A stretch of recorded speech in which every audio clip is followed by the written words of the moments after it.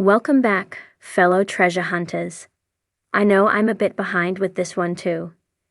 Besides not having any interesting ufology news, I want to get right into this episode because there are some big developments. Without further ado, let's head back to one of our favorite ranches in Utah and see if we get any closer to uncovering the mystery at Blind Frog Ranch. Eric Drummond meets with Chad Ollinger, Charlie Boy, and Josh Feldman at the hideout. They discuss Eric's most recent find, which is a shatter cone. It's not just a shatter cone. It's the third shatter cone they found on the ranch. Could these be fragments from the same meteor? At this point, Eric is confident that the open pit mine will provide a lead into getting to the Keyhole Cavern. He also course corrects on the idea of the open pit mine being man-made. The new belief is that the open pit mines were a result of mining because of the meteors. Josh even says that ancient civilizations mined at meteor sites. As a new day dawns, Eric, Chad, Charlie Boy, and Josh prepare to head to the open pit mine. Charlie Boy is locked and loaded with a repeater rifle because of the animal that stalked Eric and Chad at that location previously.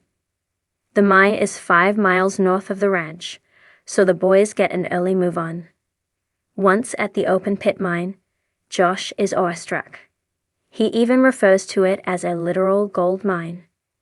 Chad and Eric plan to head north of the open pit mine, an area they didn't have the opportunity to explore previously.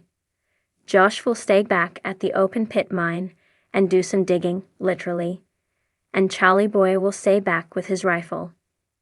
Eric and Chad depart for their treacherous journey.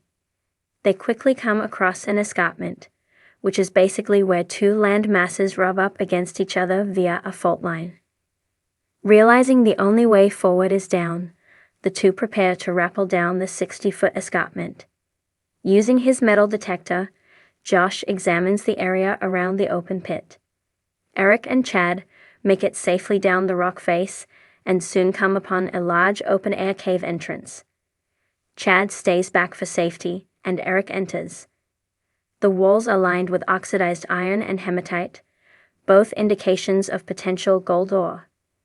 Eric notices something small and black on the ground. He examines it for a few seconds and quickly realizes what he's holding in his hand. It's a meteorite fragment. Eric exits the cave, and they decide to follow the escarpment fault south.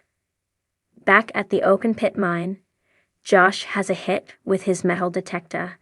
He starts digging around the ground and finds a lead. The ground is littered with quartz. Josh moves the quartz out of the way and finds some gold. The gold is near a meteorite. That means this could be a Native American worksite. From here, Josh decides to follow a natural fault line from the open pit mine with Charlie Boy. That's when they find a large opening in the ground. Josh and Charlie radio to Eric and Chad to meet them. Once there, Chad decides he will rappel down into the hole with a magnetometer. This hole looks quite treacherous, where a single rock could mean life or death for Chad.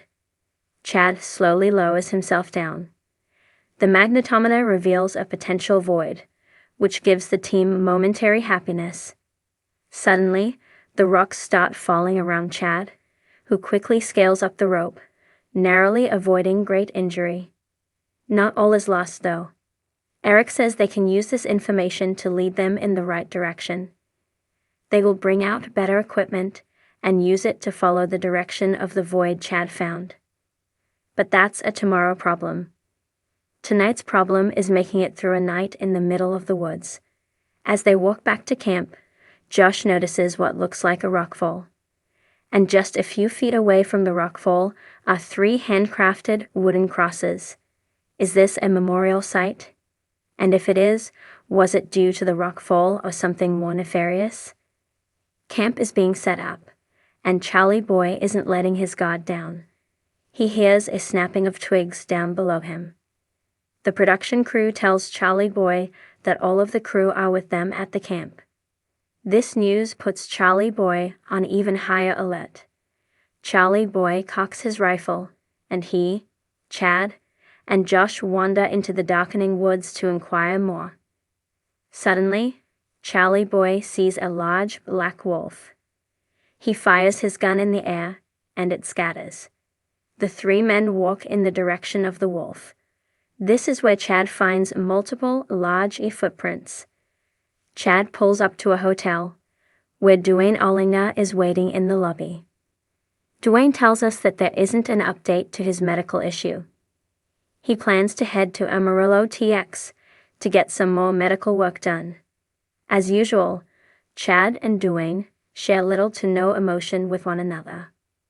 Also, Charlie Boy does some shooting practice.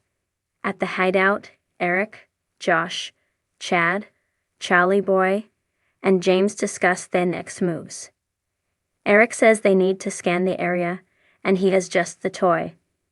They'll use a full waveform LiDAR drone, which can find any cave or rock or foliage. The next day, all 5 men are at the open pit mine.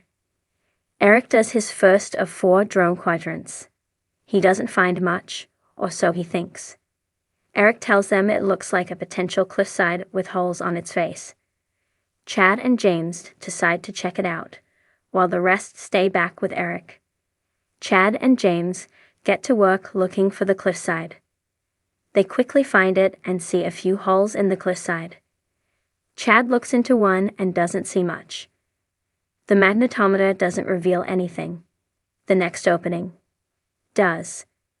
Chad gets a positive indicator of a void below him, but that's not all. James joins him in the tiny hole. They start to dust off the side of the rock, and that's when they see it. A glyph of an eagle. Chad thinks this glyph could only mean one thing. It's a lookout. Whoever would be in this nook would have an incredible vantage point. Since Chad's now in charge, he decides they need to look for a cave opening from this vantage point. What an episode. I personally loved the open pit mine when it was first shown. Well, maybe it's just because I like the woods. Part of me was wondering why I like this show more than The Secret of Skinwalker Ranch, and I have finally figured it out. While I'm sure there are many scripted lines in this show, this cast just has better actors. I use that term loosely because I truly believe this crew has better intentions than anyone on Skinwalker Ranch A&D. There are stakes with this show. From the poachers, to the cloud seeding, to the damn mysterious cylinder. Mystery at Blind Frog Ranch is just a more grounded, believable show. I don't think it would fall into a show like Oak Island. They all seem too passionate to let that happen. And I really hope Duane is okay. It really hurts to see him as dejected as he is here. A bone-dry wind whipped across Blind Frog Ranch as the episode opened under a crimson dawn. Drone footage revealed a jagged range of blackened hills to the northeast, new terrain for the crew, recently acquired through a quiet land deal that expanded the search zone. Known by locals as Meteorite Mountain for the peculiar metallic rocks that littered its peaks, the range had long been whispered about in backwoods legends. Tales of strange lights, sudden equipment failure, and unexplained disappearances had kept most treasure hunters away. But Duane and Chad Ollinger were not most treasure hunters. The camera panned across a dense patch of juniper and cedar as Chad examined an ancient survey map, uncovered in a county archive the previous week. The map, dated 1892, depicted a hand-drawn trail leading up the side of Meteorite Mountain to a site marked with an X and labeled simply, Vault of the Sky-Falling God. The lettering was faded, but unmistakable. This was the first solid lead in weeks, and hope shimmered behind the caution in the team's eyes. In the underground caverns back at the base camp, a new geologist named Dr. Anna Solis had joined the crew. With a background in impact geology and a reputation for chasing asteroid craters across South America, Anna's expertise seemed tailor-made for the mystery at hand. She conducted a magnetic survey of several meteorite fragments found on the slope, only to discover that the metal contained a highly unusual isotopic ratio, one not naturally occurring on Earth. Whatever had fallen here had not been a standard space rock. It was something else, something possibly engineered. The next segment showed Duane and Chad leading an expedition team up the slope of Meteorite Mountain. Drones flew ahead, capturing the treacherous terrain. The area was laced with narrow ledges, rust-colored scree, and jagged spires that looked melted or warped, as if exposed to intense heat. The deeper they climbed, the more their handheld compasses began to fail. GPS signals flickered, vanished, and returned distorted. Then came the sounds. Low, rhythmic pulses, almost subsonic, echoing through the rocks as though the mountain itself were breathing. A breakthrough occurred when Dr. Solis examined a deep fissure along the ridge. Within the crevice, partially buried, was a smooth, angular metallic object no larger than a loaf of bread. It had no obvious seams or inscriptions, but pulsed with a faint blue glow when handled. The object was retrieved using tongs and sealed in a lead-lined container. Chad voiced his concern to Duane later in a private camera confessional. His instincts screamed that the object wasn't just a fragment of meteorite. It felt awake. Back at base camp, long-range ground-penetrating radar was deployed, and the results stunned the team. Buried beneath the ridge, roughly 150 feet down, was a rectangular void measuring 40 feet long and 12 feet high.